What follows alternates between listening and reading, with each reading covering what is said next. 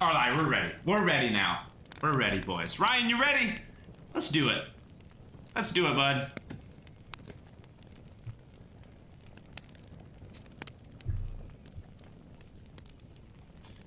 Good morning, Ryan. Good morning. How are you doing? I'm doing fantastic. How are you? Oh, excellent. Good. How's Arizona treating you these days? Beautiful weather pretty much every single day this time of year, so I'm enjoying that. Getting a little chilly, but it's still good. What's the coldest it's getting there now? I know it's cooling off for Uh, everybody.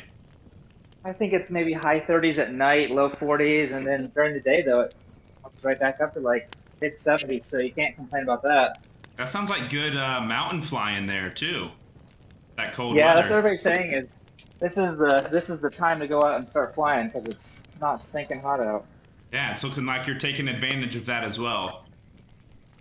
Yeah, I was actually out at High Sierra flying in Nevada just last week. So much fun.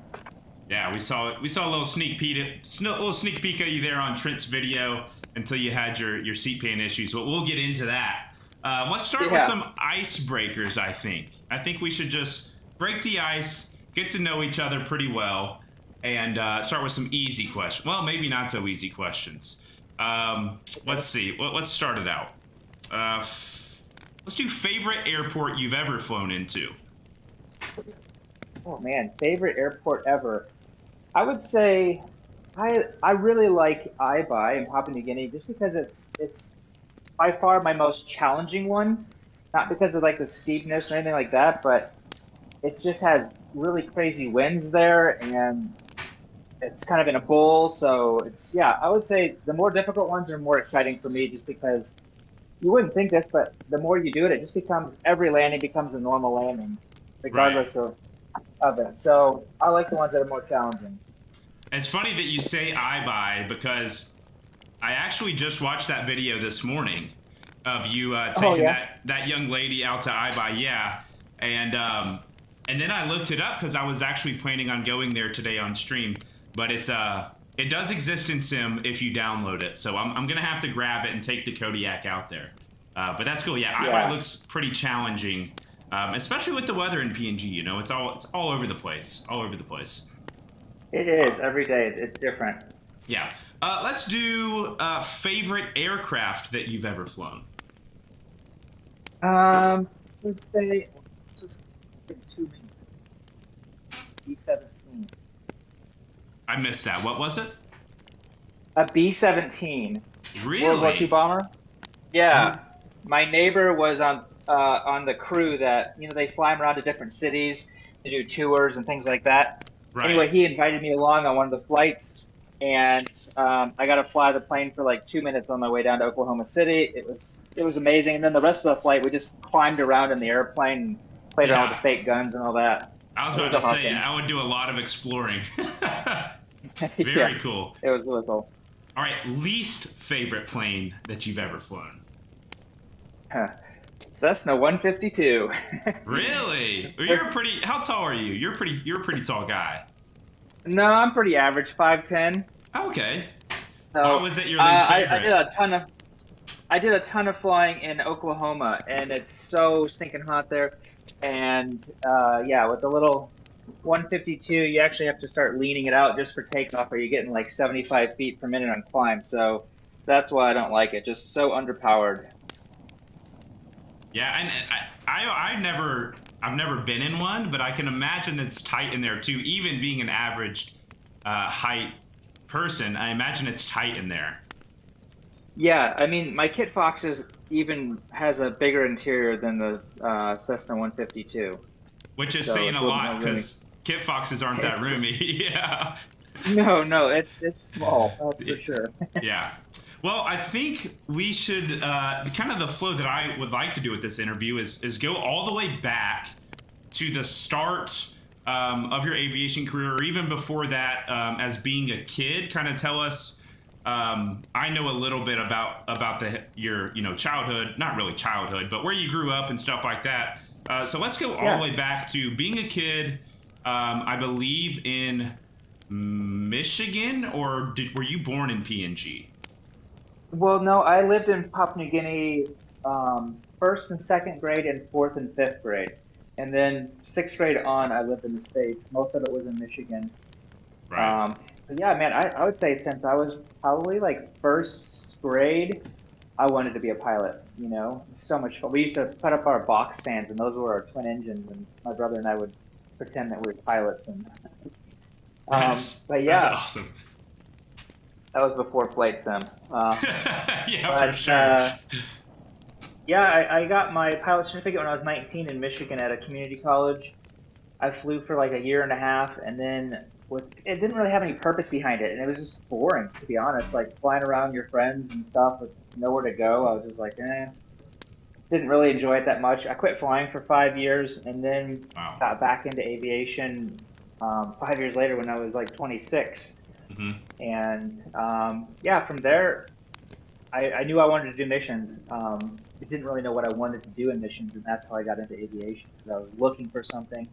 I didn't really feel led to go live in the tribes, and I'm kind of more of a hands-on kind of guy. I like working with my hands and doing things like that, physical, and aviation just fit that bill just perfect. So were you initially planning when you were like, I want to do mission work, I want to make this a career? Was Papua New Guinea like, I want to go back?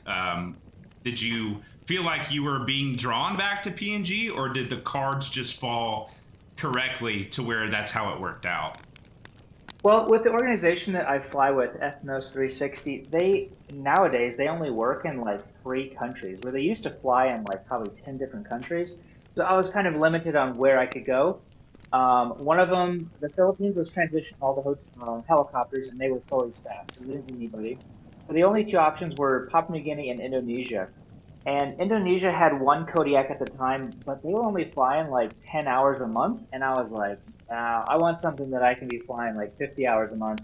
And New Guinea fit that bill. So that's why we chose to go to New Guinea, as well as they have a school for our kids, and we don't have to homeschool. Whereas in Indonesia, you'd be homeschooling, and that's kind of a deal breaker.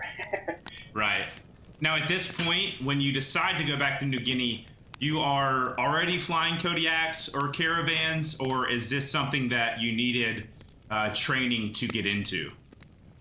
Now, when I went to Papua New Guinea, I had 700 hours. I had no turbine experience, no Kodiak, no nothing time. I had no bush flying experience.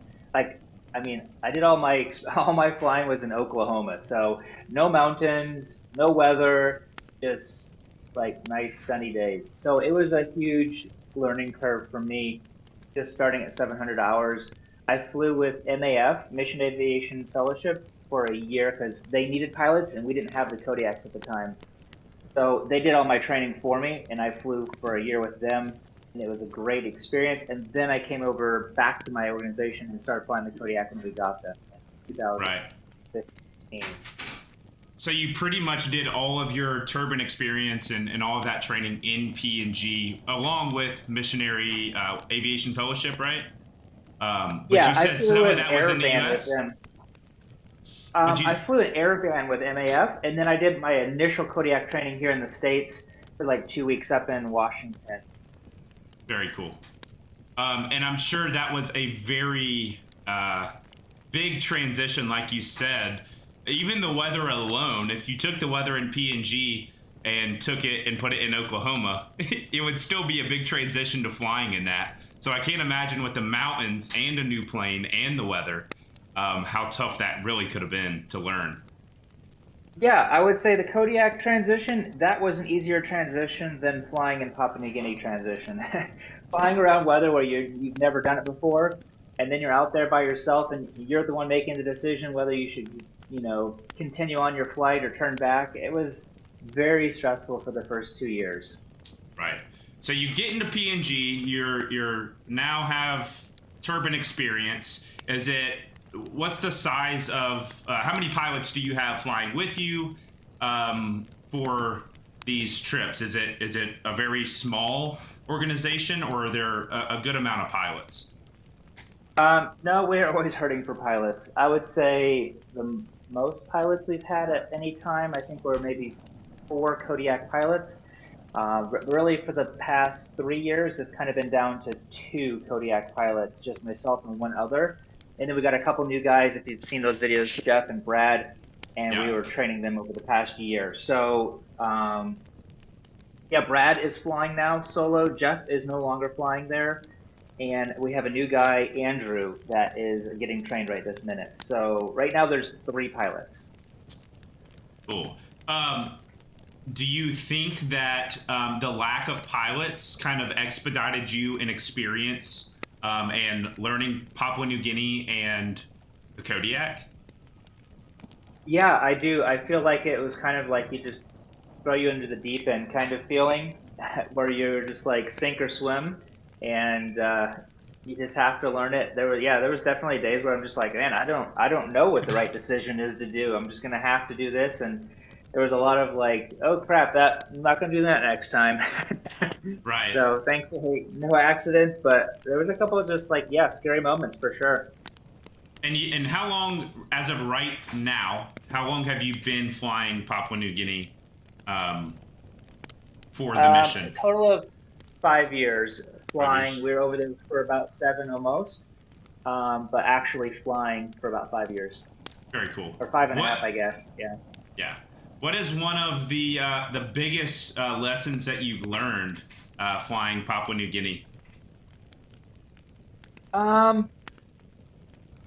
Let's see. I would say probably like pushing through stressful situations and learning from them rather than just kind of running from like a stressful situation. Like, okay, what can I learn from this to become a better pilot, more competent, and safer in the future so that I don't have the same mistakes in the future or I don't get myself into scary positions. So the first 2 years that I was flying there by myself, excuse me, there was just things that I did that I don't think were necessarily unsafe, but definitely like, oh, I'm not going to do that again. But learning from those experiences and really growing from it to where now I really love flying there. But the first 2 years, I hated it. Right. And it's funny that you say that because, you know, we do a ton of flying in sim. You know, that's all a lot of us do. We do have some CFIs and stuff, but we'll go out to Papua New Guinea in the Kodiak and running, I believe, some similar, you know, trips that you do. And, you know, you mess up, then, oh crap, I wrecked. You know, it's okay, well, we'll try again. But that's not how the real world works. You know, you make a bad mistake, it could be your life or your life plus someone else's, depending on, you know, what you're carrying. So I can't imagine how stressful it is to learn in that environment. Really, that's wild to think about. Yeah, it was a huge learning curve for me to get out there and do it solo. And yeah, in my first solo flight, some people might think, oh, it's probably just fun, but nope, I was nervous on my first solo flight there too. Yeah, and it's, you know, with flying anybody, you know, it's not only your life, it's you have other people in the plane, it's theirs as well, and it's all resting on your shoulders. It sounds extremely stressful. We have it fun in the sim. We can just go out and play and you know, with not many consequences, but that's not how it works when you're the missionary bush pilot. It's crazy to think about that. So you're in PNG for 5 years, and then we see a change in some of the missionary bush pilot content. What is this about? I'm curious because I enjoyed you. I enjoyed watching your videos in the Kodiak, but obviously I love the Kit Fox, and recreational bush flying is something that I really love. So I was a little bit joyed to see this kind of shift in content from you. Yeah, so originally I was going to be flying helicopter this year, and really kind of just through a bunch of different events. Just we were planning on coming back sooner. So anyway, I basically decided not to, I think in May, not to do helicopter because we've been living over there for 4 years. And as a missionary, every 4 years you have a 1 year like sabbatical, a break back in the States. And that's what this is for me. So rather than doing helicopter, I was like, man, I want to get into recreational bush flying because I've never done anything like that before. I never even wanted to own my own airplane because I worked as an aircraft mechanic for years and yeah, I was like, no, I don't want to even go down that road. Right. But yeah, videos like Trent Palmer's, they were an inspiration for me also. Like, seeing them fly with all their friends, I was like, man, that looks like a really fun aspect of aviation. Where mine, I enjoy my job, but it's a job. Where And this yeah, is like, with you're added going out riding stress. dirt bikes with buddies. Right. It's a job with a lot of added stress on top of it. Yeah. Where this is, if it's great weather out and your friends can go fly, then let's go have fun. And that's really why I got it. So I'm excited about putting out new content and learning really and sharing the whole process as I go, Right. So when you come back to the States, you got a year here, and you kind of are interested in this recreational aspect of bush flying. Are you in contact with any of the guys in the States?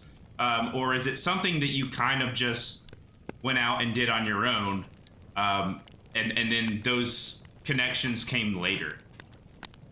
Yeah, no, this was, I didn't know any other YouTubers personally or anything like that, or any other bush pilots here in the States at all. I just was like, well, I'm going to go get a plane. I went to Oshkosh to really determine what kind of airplane I wanted to get.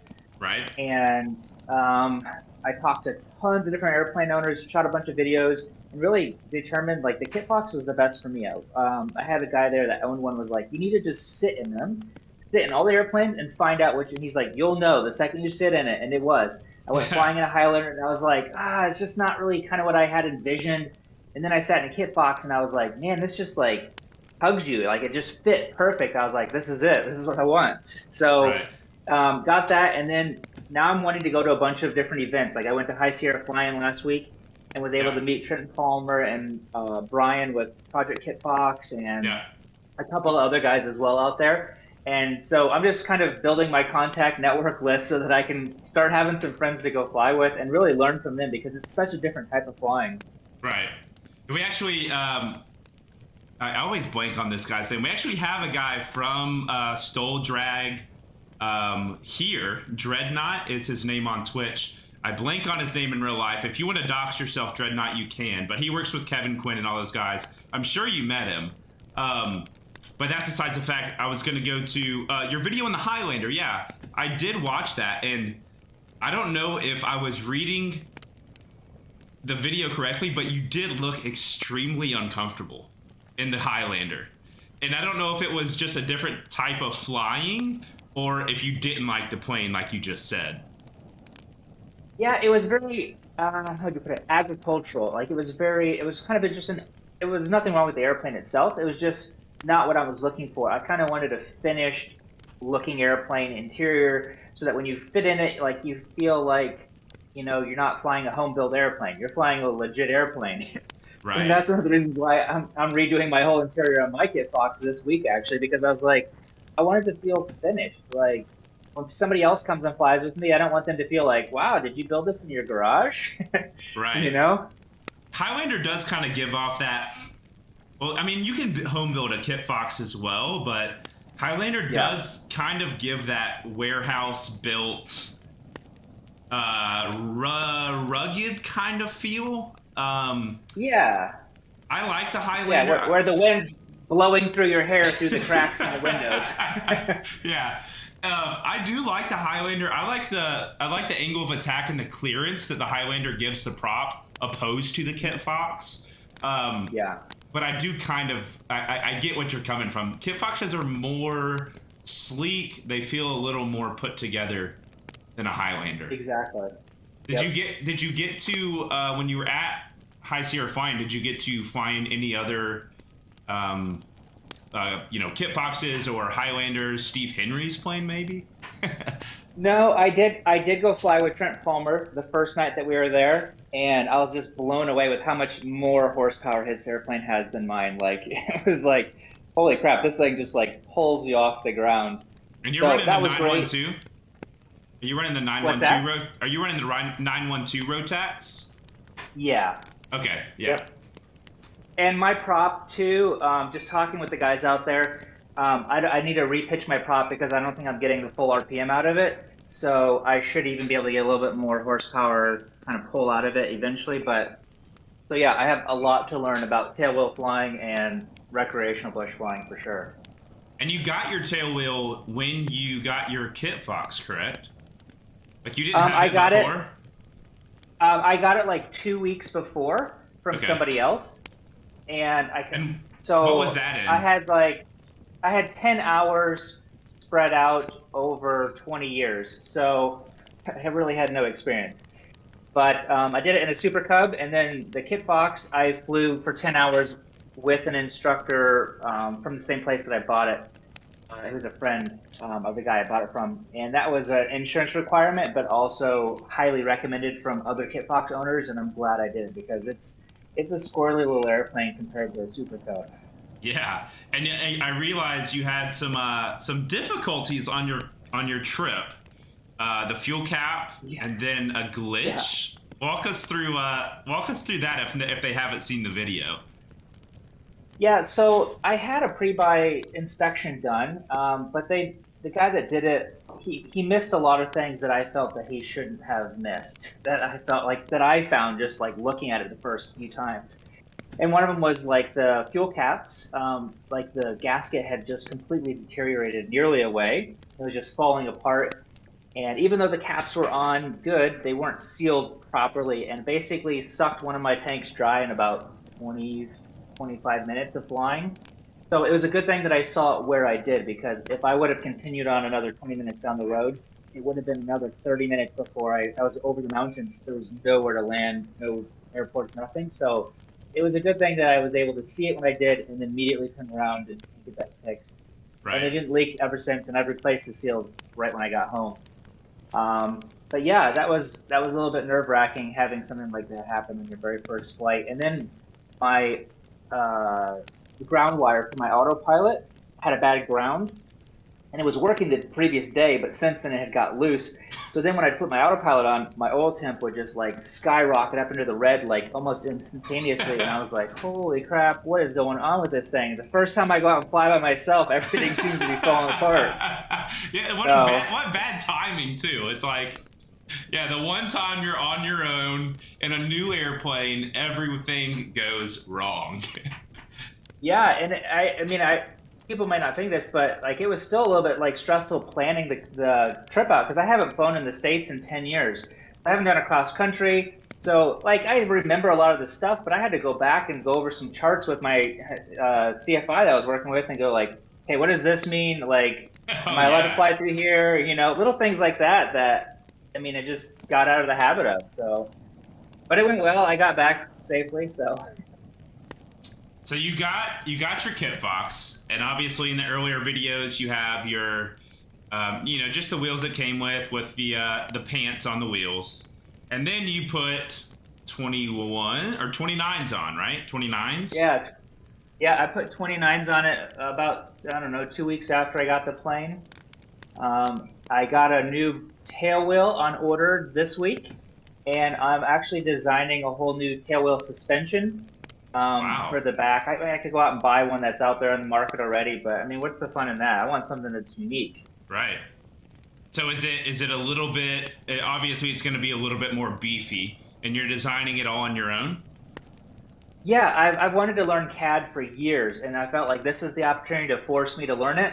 So YouTube University is teaching me how to use CAD, and I got a couple of designs off of cars and stuff like that. So it's a cantilever suspension, and it will have a shock in the back, but it's just going to look a lot different than everybody else's. But hopefully it should do the same thing that like the T3 tail wheel does. Yeah, you might just have to carry a spare along the way until you trust it enough. Exactly. So with the 29s, you know, you obviously get a little bit more angle of attack and clearance. Is there anything else that, besides the tail wheel, that have planned for the future for the Kit Fox? Well, I've got vortex generators, VGs. I have them sitting here on my desk, and I just haven't had the time to go put them in because I'm working on the interior. Mm-hmm. And I want to make a video about it and go over how it's changed the plane. So that should hopefully lower my approach speed by about 5 miles an hour, I hope. Which is what now? What's your approach? Right now it's 59 knots is what 1.3 VSO is. So I'm stalling around 45 miles an hour, which is around 39 knots. Right. And so this should be able to drop it down according to other videos and things that I've seen online. So that's the next thing. And then after that, let's see. I'd like to get more horsepower someday. It'd be nice to throw a bigger engine in there and a different prop on there that's a little bit more effective. But for now, I think I'm just going to go out and just get comfortable. I'd really like to do stall drag. Not that I'm going to be competitive in this little airplane, but you'll be fine. Really it'd be a lot of fun, and I think it would really challenge my skills to get better at something like that. Because even that's completely different type of flying. Right. So I'm sure with your approach speed, you said you're stalling at 45. I'm sure flying in Trent's plane with the STI wing was like, oh my gosh, this is amazing. Because I don't know what he's stalling at, but I imagine it's a little bit lower than 45. Well, because all the Kit Foxes go off miles per hour, his approach speed was 5 miles an hour slower than what I did. So it wasn't as drastic as I thought. I would have thought that he would have been coming in like 8 to 10 miles an hour slower. But yeah, he said his approach speed is 55 miles an hour, and mine's 59. So mine should actually be fairly close to his, even when I'm done. So, nice. They're pricing out 915 ISs in chat for you. They found one for 60,000. So just go ahead. You can grab that. You'll get the. Yeah. Yep. Just send me the link. I'll go ahead and just put it on my card today. There you go. Yeah, we'll get a GoFundMe going. Yeah. So, you went to High Sierra. Did you camp out at High Sierra? No, I was actually planning on doing that, but one of my viewers sent me an email and said, "Hey, we've been going to this thing for like 7 years. We used to cook for all the pilots. We're a bunch of old guys. We've got space in our RV. You just want to stay with us? We'll feed you for the week and everything." And I was like, heck yes. So I stayed out there with 3 guys I just never had met. Had a great time with them, getting to know them. And it was nice because I think it got down into the high 30s at night, and it was a little chilly in the tent. Yeah. So I might be wrong about this. You and Trent and Ty and Big Tuna and the Zenith, you guys came in a day late, correct? Or the video I saw, it seemed like you guys came in a little bit late to High Sierra. No, actually, I showed up on Wednesday. It didn't start till Thursday. Oh. And I know a bunch of those guys were actually out there as well on Wednesday, I think. So I got out there early just because I had never been, and I didn't really want to go out and land out there when it was the busiest time and with all the races going. So, but yeah, no, we went flying, I think on like Saturday or something like that. It was a big group. And it was fun. It was short-lived though, because I had problems with my seat pan. Yeah, I was just about to get into that. So what happened? So you hit, I can't remember the name of the first off-field you guys did, and then on the way to the second, you had a mishap. What happened with your mishap? Yeah, so I had a passenger with me on that flight, and my seat pan, it's like a big, huge fiberglass pan that kind of has a little lip that hooks over a little bar. And it was not like zip tied down. Like, I didn't know that it needed to be zip tied down. And everybody else was like, oh yeah, of course you should do that. But anyways, it was a pretty bumpy takeoff, and just in the bumpiness, it came off that lip, and I thought I broke it. I did crack it in 2 little areas, but basically the seat pan fell down on top of my push-pull tubes for my stick. So at first it was like a little bit tighter feeling, kind of just, you could still move your stick back and forth, and you're like, yeah, it feels a little bit tighter. But as the flight went on and flying back, I was just going to go land at a lake bed and top it out. But then I was like, yeah, I don't really know how badly, if something else is damaged. But by the time I got back to the Dead Cat Lake bed, I actually had to use 2 hands to like turn the airplane because it was so tight. And so I just made a big wide approach, and yeah, it was a little nerve-wracking going, oh man. So I put zip ties on it so it cannot do that again. There you go. I was about to say, did you get some zip ties for the Kit Fox? Yeah, the next morning I did that, and I'm gonna keep some of that kind of stuff in the back just in case, toolkit. Very cool. So I have to ask. I think the people would want to know. Kit Fox in the States or Kodiak in PNG? And obviously, they're two vastly different things. But there's got to be a preference. Well, I like the complexity of the Kodiak. I liked the technology that it has in it. I like shooting approaches. I like the flying around weather, making the challenging of that aspect. I really enjoyed that, which is really and you do a great job too in your videos. I would like to say personally, you do a fantastic job at explaining everything you're doing and teaching along the way. That is one of my favorite things about your videos. That's really great. That's interesting because I hate teaching. I hate instructing. And I like the funness of the kit box. Like, I guess it's kind of brought back. It's kind of renewed the interest in flying. Like, when you do it as a job every day, it doesn't become boring, but it becomes monotonous. Right. And it's not fun anymore. Where this, like, I genuinely, it's kind of like riding dirt bikes. It's really fun to go out and fly and explore and things like that. Mm-hmm. So yeah, I guess there's kind of a little bit on both sides. And kind of going back to the P&G thing, when you do these missions, are you flying into some of the same strips? Like, do you have your regulars, or is every day kind of like a new journey for deliveries and missions and stuff like that? No, we've got about 35 locations that we fly for, and we fly mainly for our own missionaries. We fly to some other community-based jobs as well, but we have only about 35 that we go to. So after you learn those, yeah, at first they're really fun and exciting, but then after you've been there 15 times, it's just another landing, you know? Right, and it's got to be exciting too. I mean, in Sim, we really enjoy going to Idaho and Montana and Washington and Alaska and Canada. So it does, I'm sure it kind of brings back like a little bit of childhood, like giddy into flying again when you have so much more to explore and you have a very capable aircraft that will get you in and out of these newfound locations, you know? Exactly. I mean, I remember years ago, I wanted to go airplane camping up in Idaho. And so now I'm like, now is the opportunity. Now I can go up to Utah and up to Idaho. I'm really hoping that next year that I'll be able to really connect with a bunch of people and really have a great time. Yeah, well, I'm sure if you keep in contact with Trent, he's going to praise, Johnson Creek 3 Uniform 2, which is up in Idaho. I'm sure you've seen some of Trent's videos.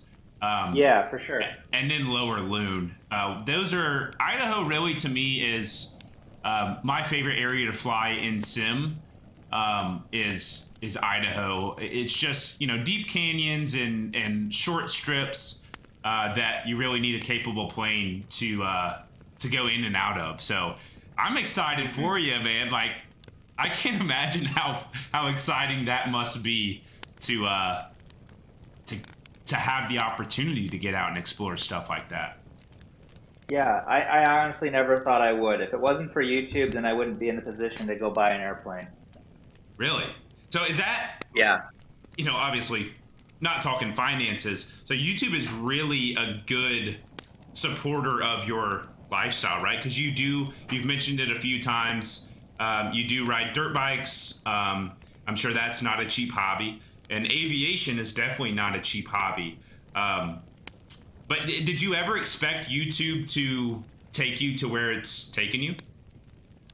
No, probably not. But I did, and some people might knock me for this, but I did start YouTube to start it as a business. Because I don't watch Netflix. I don't watch TV shows. I only watch YouTube. And I've seen other YouTubers do very well financially. And I said, well, clearly they figured it out. I need to go read up and watch everything that they have, figure out how they did it, so that I could do something, so that maybe someday I could go, get a plane or maybe do something like that. Because I love making videos, and to be able to do that, kind of even as a side hobby, and make money so that someday he could get an airplane, I think that's pretty cool.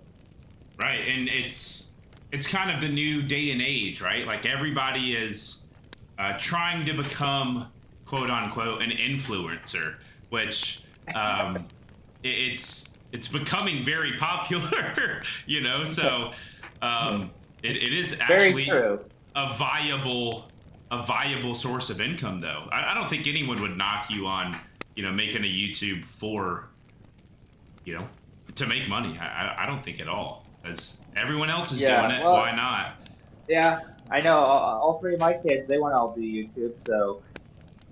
Yeah, I think every kid does. What is your experience in sim, if any?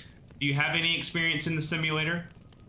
I do not. We have a flight simulator. Our organization owns a Kodiak one. It's like a full cockpit, but it runs on X-Plane 11 or something like that. So the graphics are mega disappointing, and there's a couple like flight characteristics that are kind of disappointing in it. But overall, it's a really good tool for instrument flying. That's really why we bought it. Yeah. So that's pretty much the only experience I have. You know, when you're doing it every day, it's not quite as much fun to go play a video game doing it. Right. Yeah. The reason I asked that, I was gonna see if you had if you thought there was value and things to be learned within the simulator. I didn't know if you had any experience in Microsoft Flight Sim 2020, which to me is the best place to do and learn bush flying. I don't know how much of stream you saw today, but it really is a beautiful sim. And that's why I asked, was I didn't know if you had any experience and could vouch for the sim. X-Plane 11 has, I think, really good physics. Yeah, what I've seen, it looks absolutely incredible. Honestly, like, if I had more time, and if I wasn't flying, then I was like, man, that looks like so much fun. And how real it looks these days is just, it blows my mind. It really does. I think that you definitely can get a lot out of it, for sure. I mean, if you've ever heard of this guy named Barefoot Bandit, I don't know if he's 15 years ago. He used to play flight simulators, never flew an airplane, never had any instruction, and he ended up stealing 2 airplanes, stole one from Nebraska, and he flew it all the way down to the Florida Keys. Never had any instruction. So, yeah, go look him up. Definitely you can learn something from Flight Sim, because clearly he lived. Wait. So, he stole 2? Yeah, he sold two different airplanes over 2 different times. But I was just looked up Barefoot Bandit, and yeah. Pretty crazy story. Well, if that isn't solid proof that sim is worth something, wow. Yeah. I've never heard of that, and I don't doubt it at the same time. Let's see. Is there any? What is your ultimate aviation dream? If you're not living it already, which you might be. Well, I would say flying overseas, bush flying, I would say that was my ultimate dream. That's what I really want to do. I never had any desire to fly airlines, corporate, things like that. And even now, like, if I go think, well, what kind of job would I want to get if I were to not do missions? Really, the only type of job that I would even be interested in is probably flying medevac, flying here in the States, you know, Very like cool. a Pilatus PC-12 or something like that. Like, I just don't really have a desire to go the airline route or fly for some rich guy and fly him around on his vacations. Like, it just doesn't interest me. I want something with purpose. So, it sounds like you need to get in touch with Mike Patey. yeah, what he does with creating things, oh my gosh, that's right down my alley. Like, that's my hobby right there, is creating things like that. That'd be so much fun. And he has every tool available to him to do it. Yeah, and I don't know if you've seen this or if you're familiar with the Diesel brothers. Have you heard of them? Oh yeah, I watched those guys as well. Yeah, so they've him and Mike have become fairly close, and one of the Diesel brothers is a heli pilot. And these instances where they get search and rescue missions, they'll actually go out together soon with hopefully Scrappy. But they'll take out the helicopter and they'll take out what used to, Draco was their old one, and they'll go do these search and rescue missions. It's really cool. It's sad to hear about, but it's also really cool what they do as well. I don't know if you've ever seen any of those search and rescue videos. Yeah, I have for sure. I watched both those guys, and I would love to connect with them.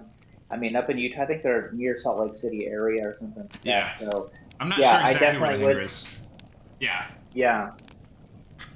And also, like you said, Mike Patey is an engineering mastermind.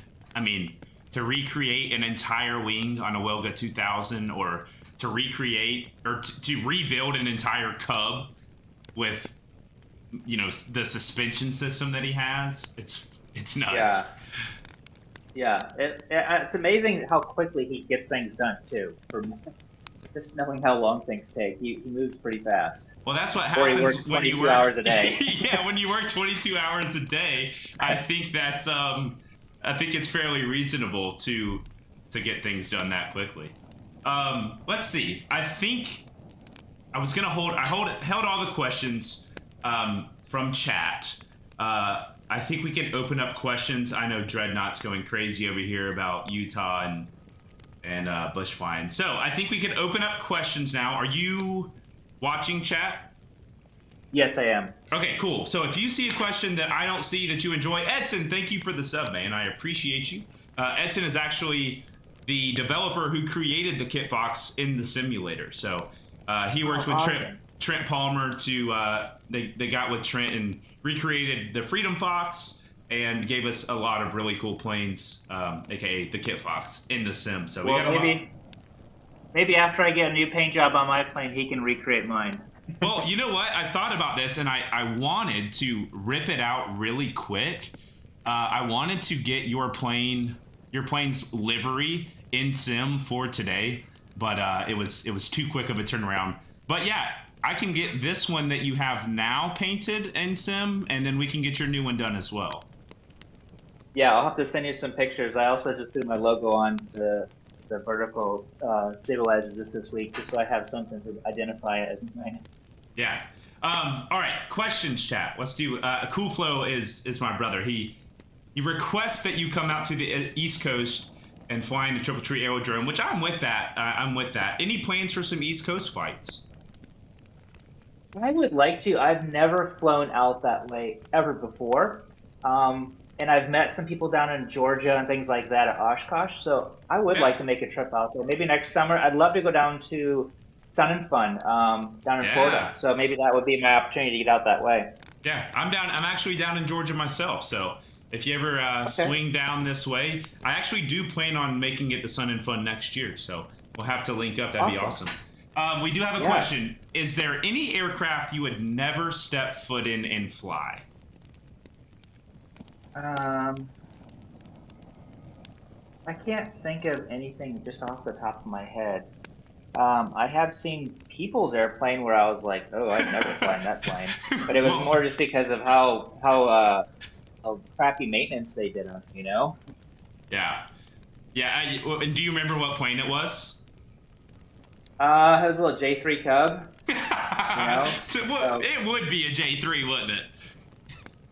What's that? I said it would be a J3 that was like, oh, I don't know about that one. Yeah, I've flown into J3 before, but this one, I mean, it didn't have a cowling on it. It was oil all over the place. Like, one thing when you drive a beater car, you can just pull across the side of the road. But that's right. Flying a beater airplane, it's another story. It's another story. All right. So this is from CIA Cowboy, and I'm actually glad that he asked that question because he has connections with Missionary Aviation Fellowship. Did I say that right? Okay, MAF, yep. Yeah, so yep, MAF. So he says, so Ethnos has a pilot shortage and offers some training for prospect pilots. What level does one have to be in order to be accepted for training? Also, do they have to raise their own mission support as a pilot? Very good question.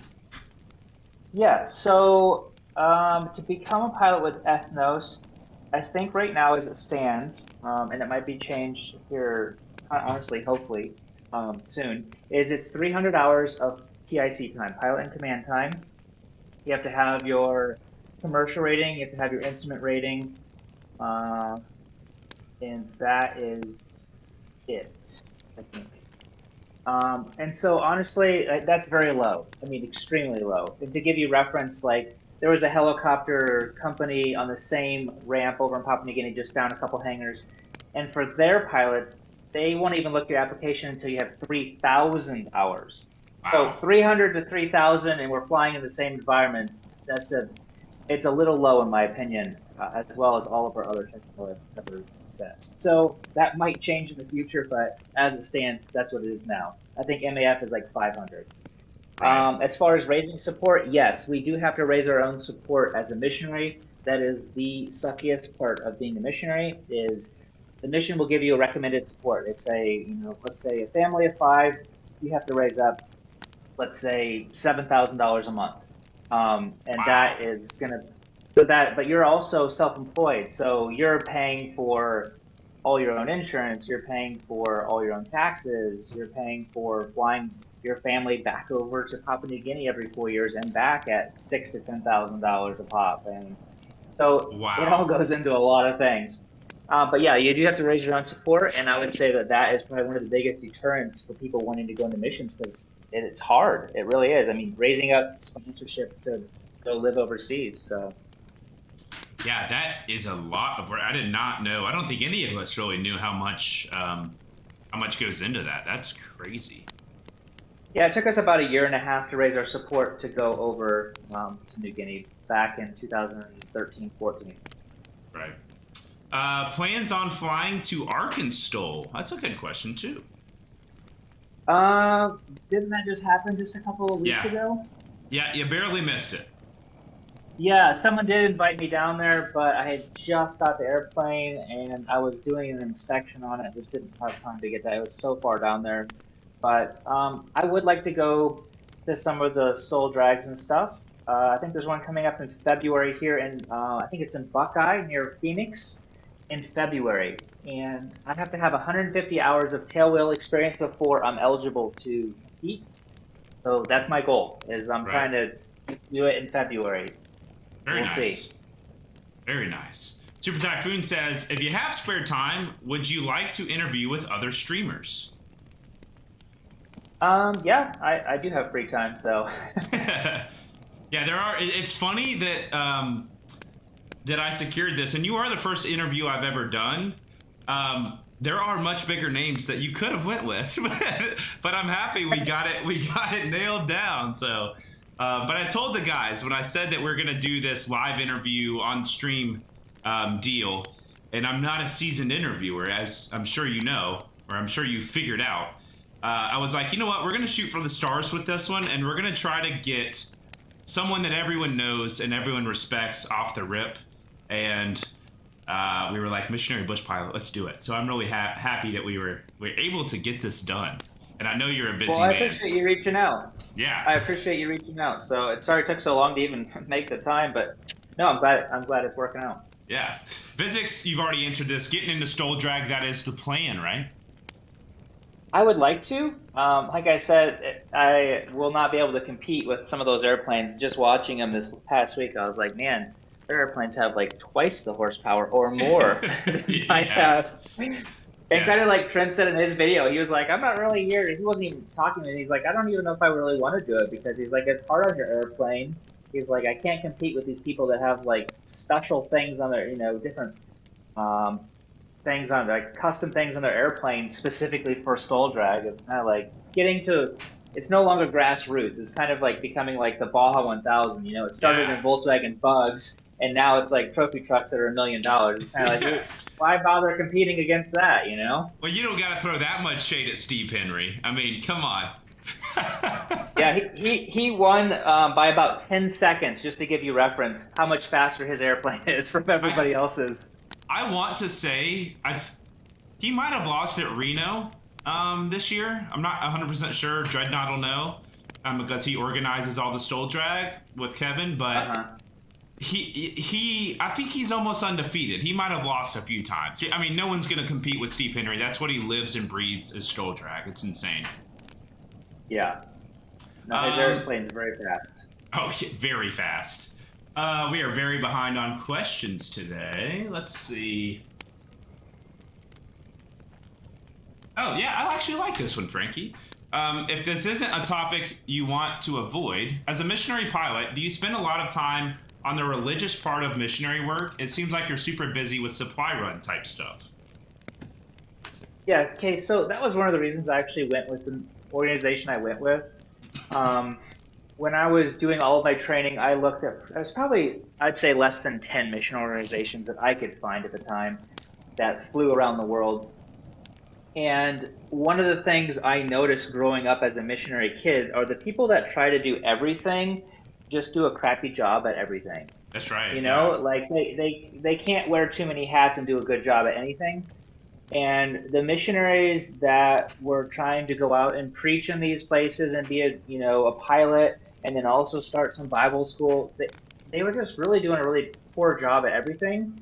And I wanted to be able to use my skills for something that I felt like I was gifted at. Like I went through all the training to actually go live in the tribe and do that and learn a language and come up with an alphabet and everything. And I was like, that's not what my gifts are. So why would I want to like try to do that as well as flying? So that's why I went with ethnos, is because they have people that live out there full time, and that's what they're gifted at, is learning a language and teaching. Where I felt like, I want to do something more hands-on to be a part of that, but not do that, you know? Well, it's also, without people like you, the missionaries can't get there. So not only are you, picking one thing to be really good at, but it's also a super vital part of the whole organization. It's getting them to where they need to be. Yeah, they've done the math where if there wasn't aviation and they actually had to hike out to these places, it would add about 7 years to their ministry out there just in travel time to be able to do what they do. So wow. It's a huge need in aviation in Papua New Guinea specifically, just because there's not the infrastructure that they have in other countries. Yeah, it's another really good. We're getting into some good questions here. He says, Ryan, I always loved when you brought soccer balls as gifts for the children in these little remote areas. What was the most memorable gift you've ever brought out for somebody?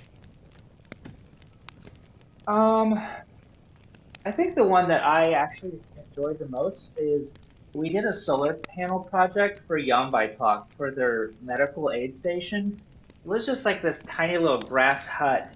But just talking to the missionaries out there, I said, hey, I want to do something where people in the States can get involved helping something in the community. And they said, well, we need like a solar panel thing because like if someone gets cut at night or something, like everybody's holding flashlights. They don't have lights in there for the doctor to stitch them up.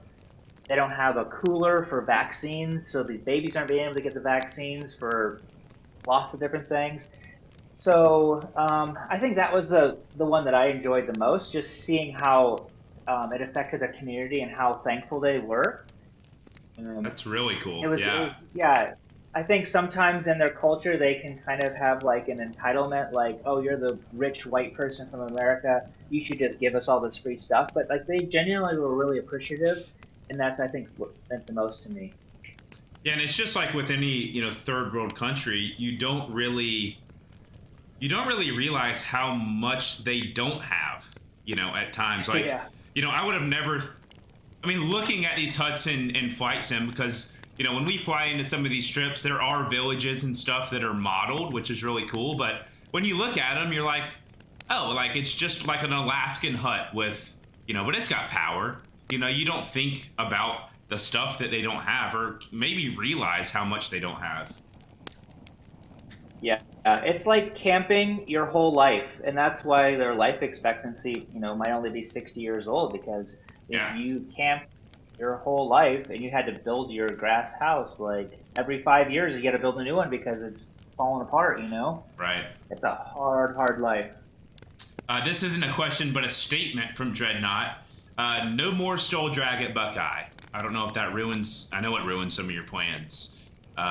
Yeah, they weren't sure about it or not, so that was the closest one. So I'll have to look to see where they're doing other ones. And, and like I said, I'm gonna put you and Dreadnought in contact if you guys haven't already talked. But he is involved with a lot of that stole drag stuff. So in Discord, I'll kind of put you guys together so that you guys can chit chat. Probably be a pretty good tool. So, hey Ryan, if you could give a new pilot only one piece of advice, what would it be? And that's to me too. So, because hopefully getting PPL very soon, or starting it at least. Let's see. I would say realize that it takes longer than you planned on. I guess for me though, I mean, it took like 12 years from when I started pursuing going to the mission field to the time I got there. It was 12 years, but it was all very, how would you put it? Sporadic? Like thoughtful in what no, it's very thoughtful in what I was doing to be able to prepare myself for the field. And it goes the same for even flying. Is like, if that's what you really want to do, then make that your #1 priority. Like, if that's like not going to the movies or something to spend $20 on something stupid, like if that's really what you want to do, then make that really what you want to do, and you'll get there so much faster than, yeah, I'd like to become a pilot someday. Well, from what I've found for myself is I'd like to, never happens, or I will, it will happen, Yeah, I think that's a good point too. Is especially for me, is right now, obviously, my full-time job, which is, the fire department. I'm a full-time fireman, so I have a lot of time to sit here and stream, which I really enjoy streaming. But I could probably delegate half of that time that I sit here streaming for these guys to getting my PPL, and that would be the priority because it's a lot of money, and it's not easy to do. So. Yeah, and it might be cheaper. I never considered this, but it might be cheaper to go buy yourself a 152 for, $20,000, $25,000. Use it and then sell it when you're done. Yeah, exactly. And I've looked into that, which for me, if I was gonna do that, I would buy the plane that I kind of want, which is kind of right up your alley, Kit Fox or a Highlander. But then I would keep it, but that's taking that upfront cost and quadrupling it almost, So yeah, for sure. It's scary. It's a scary thing to jump into. It was scary for me to buy my airplane too, so I totally understand. Yeah. Here's a good one from my brother. Have you watched Flight Chops? He had an oil temp glitch on his Garmin after he did a loop. Yeah, I saw that video just briefly. I met him this summer at Oshkosh as well. So, but yeah, I watched part of that video though. Nice. I'm sure it was probably the same issue that you had.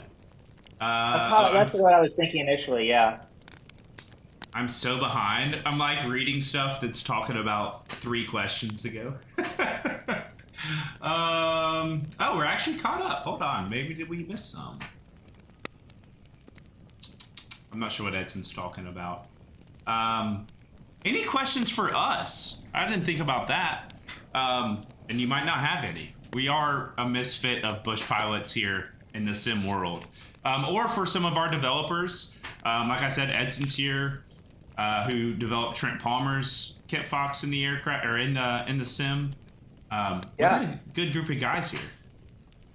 Yeah, it sounds like it for sure. I was actually hoping to work with, I think it was SimWorks when they built a Kodiak, and they were actually going to build like a livery of the one I fly and throw me in as an avatar and everything like that. Yeah. But our organization, they couldn't get past their bureaucracy, and they're like, "Oh no, we can't let our logo out there like that." And it's like, what? Like, all right, well, I was like, just continue shooting yourself in the foot, and nobody will ever know about MX 360.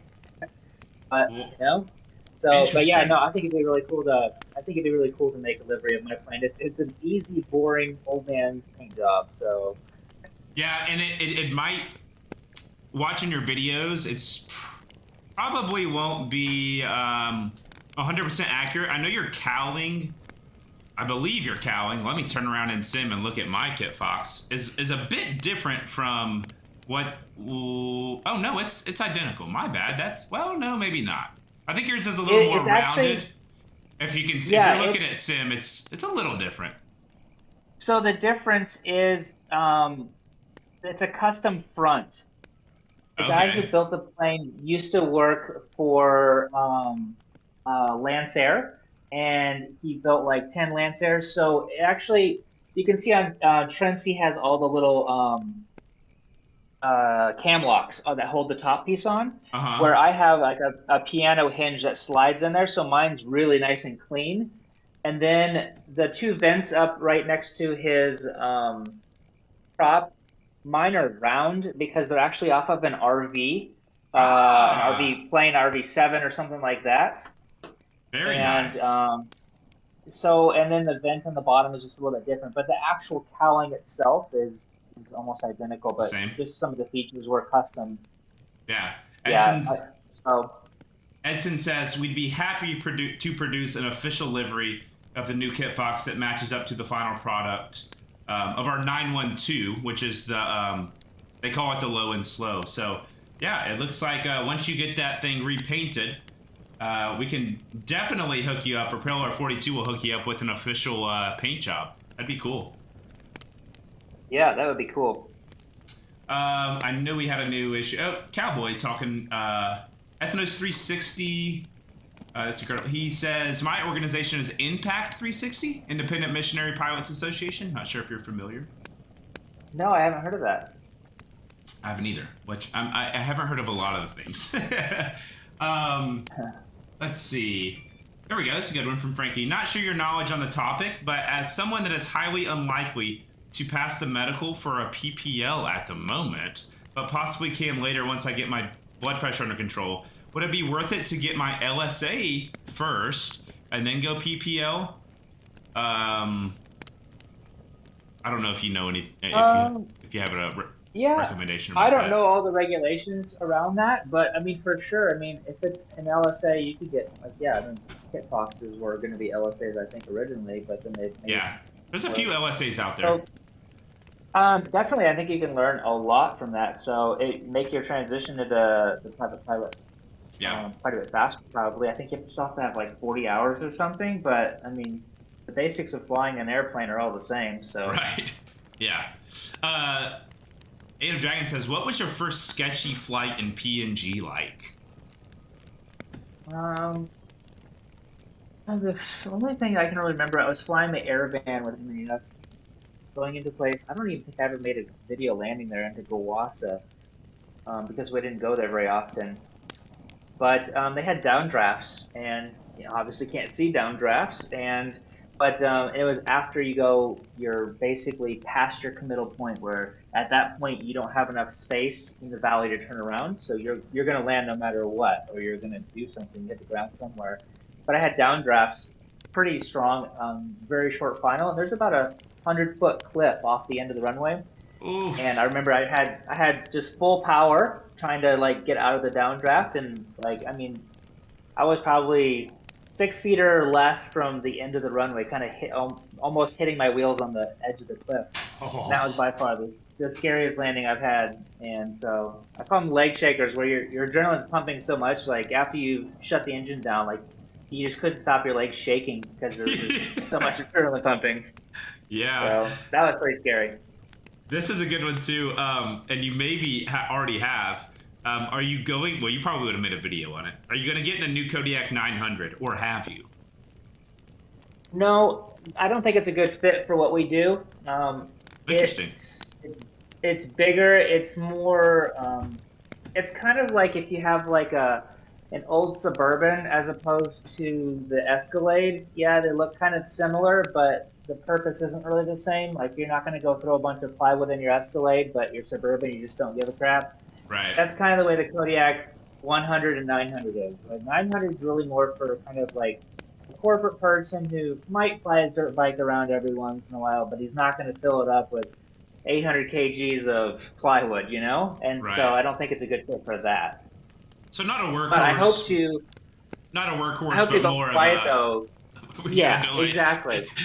We got a delay going. We're talking over. Not a workhorse, but more of a like a Sunday cruiser type deal. Yes, exactly. And I'm actually hoping to go fly it. The guy who works for Kodiak, Mark Brown, said maybe January or February. He's hoping to come out here and do a video with me and get my impressions on it. So it'd be really cool if I could go fly it because I'm curious myself. Um, I know you. This is a question from me. You went to Oshkosh. Any any what's the word? It's a simple word. Comment about the new Vans RV15. Did you get to look at that thing? Just briefly. It was so far. My whole purpose was to go try to find what airplane I could buy and afford, and it was so far out of my price range that I was like, why bother? What's the price Because tag it's so on good. it? It's nice, but I was like, yeah. What's the price tag on it? Did they have one? I thought it was like upwards of like 300,000 or something. Woo! I thought. Sheesh. You could buy a At Beaver least for the that. one. Well, I think that's what it was in the trim that they had, or something like that. Yeah. I might be wrong, but I thought it was like just outrageously stupid. Yeah.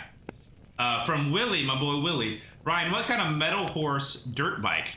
Well, metal horse, aka dirt bike, do you ride? We haven't actually talked about this yet. I have a Honda CRF 450X. I've had it for, I don't know, 10 years almost now. But literally on my very last ride, a week before I left Papua New Guinea, my engine completely let go. And grinding halt. So that was kind of disappointing. I haven't even torn it apart. I just basically just pushed it into a room and parked it and said I'll deal with this another time. That was pretty disappointing. You can always just buy that 915 and then put your 912 in the dirt bike. Yeah, there you go. Somebody said KTM time? I'm sure you're gonna want to repair it. Actually, my dream is a KTM 790 Adventure R. If we stay here in the States, that's the bike I'm getting because it's not a good bike for New Guinea, but it's a perfect bike for Arizona. That's my dream bike. I was gonna ask you too. How is dirt biking in New Guinea? It's so much fun. I love it. I would say it's not for everybody. It's very challenging. I think a lot of people are honestly scared about riding over there.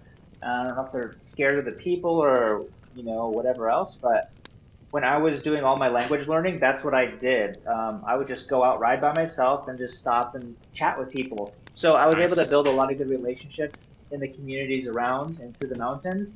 So like everybody knows my name. Oh yeah, that's Ryan coming. My bike is like stupid loud. It's basically just a straight exhaust, and you can hear me from like a mile away when it's on the mountain ridges. Like people know I'm coming. So nice. Yeah. Do you do any street riding? No, I used to have a KLR 650 here in the States last time we were here.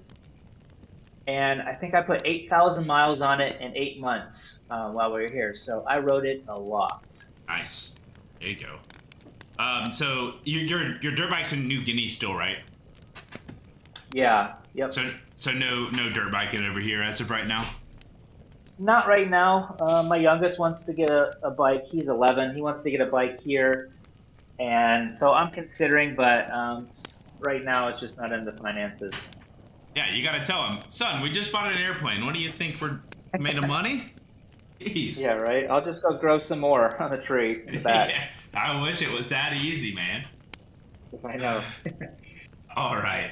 Let's see. Any more questions, boys? I've enjoyed this. I think it's maybe we'll have to catch up one of these days. Like I said, my biggest goal, I think, in doing these style interviews is bridging the gap between the simulation world of aviation and the real life world of aviation. I think it's valuable, and I think both sides can respect both sides. Obviously, we respect you highly. You are somewhat of a legend in the sim bush flying community. There's a ton of guys here that fly Kodiaks and PNG religiously, and as fanboyish as it sounds, emulate those flights as best as possible. So that's kind of what I to do. It's really cool that they have the technology to do that now. Yeah, I mean, it's actually nuts. I don't know how much time you actually have on your hands, or if you've seen Trent's house. I can take you to Trent's house in the sim. Like, it's that wild.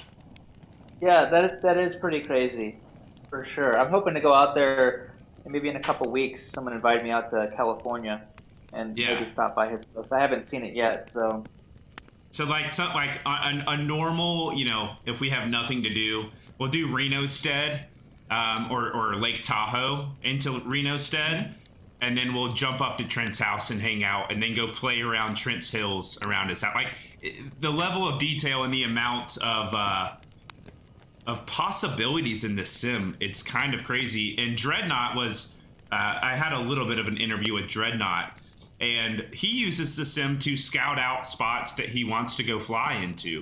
And one of those was Johnson Creek up in Idaho.